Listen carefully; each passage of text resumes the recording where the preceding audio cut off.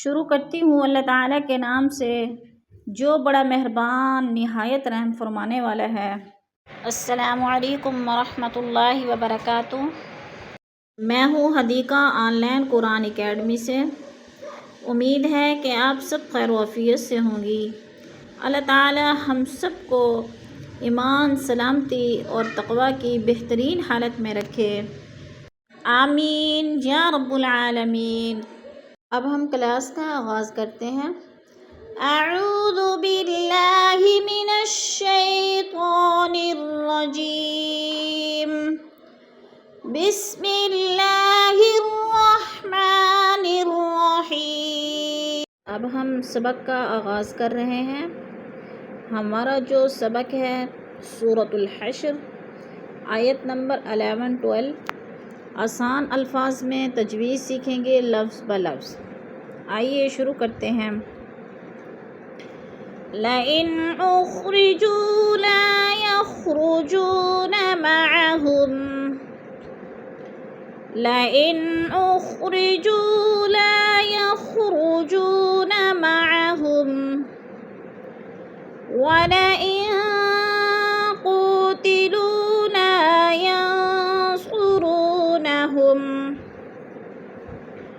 وَلَئِن قُوتِلُوا لَا يَنصُرُونَهُمْ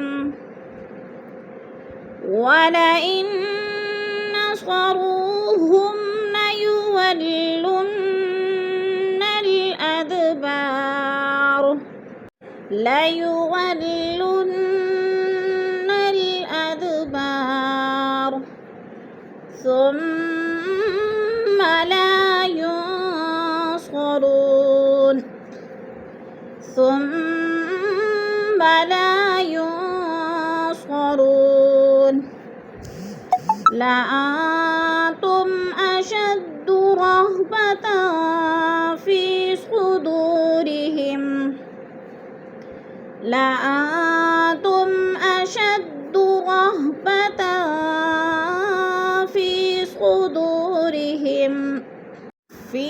صُدُورِهِمْ مِنَ اللَّهِ ذَلِكَ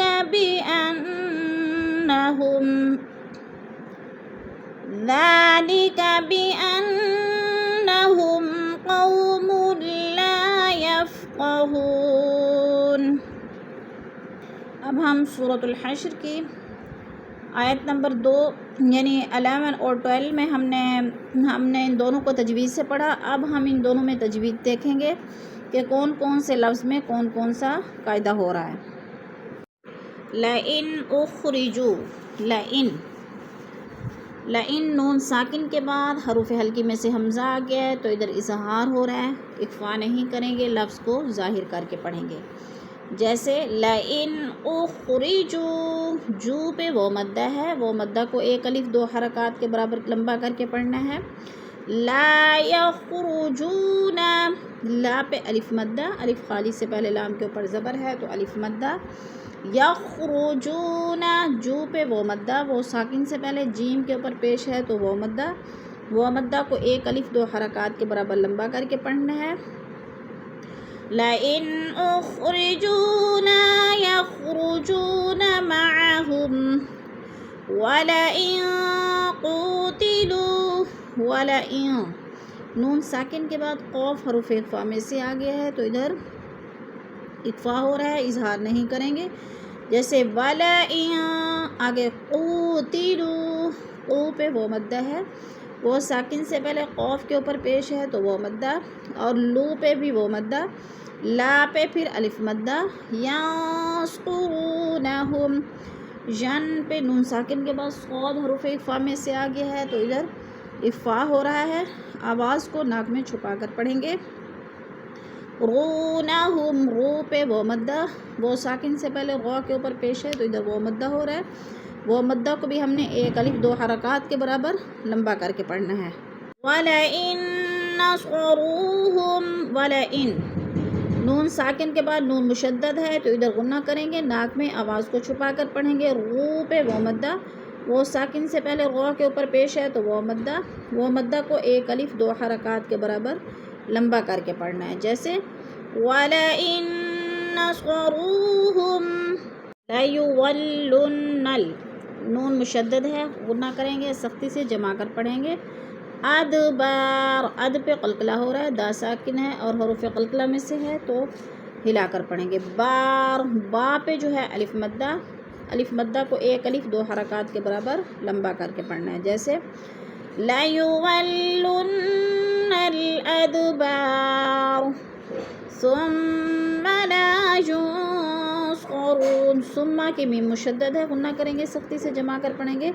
اور لا پہ الف مدہ، ينصرون نون ساکن اور صاد آگے حروف اخفا میں سے آگے ہے تو ادھر اخفا کریں گے، آواز کو ناک میں چھپا کر پڑھیں گے. رو پہ وہ مدہ ہے، وہ مدہ کو ایک الف دو حرکات کے برابر لمبا کر کے پڑھیں گے.